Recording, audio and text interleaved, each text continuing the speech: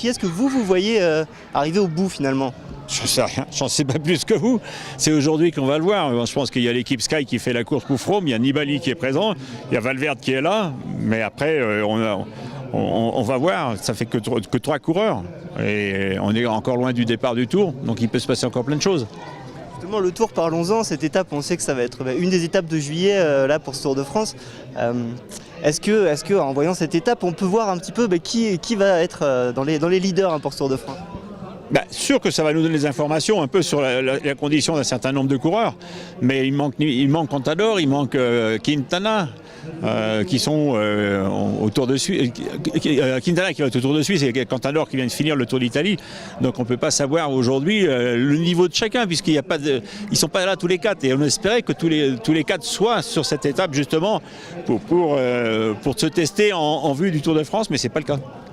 Je ne sais pas si vous êtes dans les petits papiers de la direction du Tour, mais vous savez que le tunnel du Chambon est fermé pour cette fameuse étape du 22 juillet pour le Tour de France.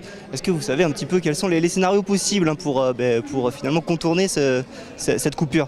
Pour l'instant, on n'y a pas pensé. Il faut attendre. Je pense qu'il reste encore presque plus d'un mois.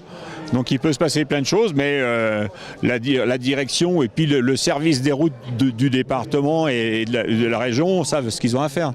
Mais sûr qu'il y a d'autres cols, on passera peut-être pas le Galibier, mais il y en a d'autres à côté.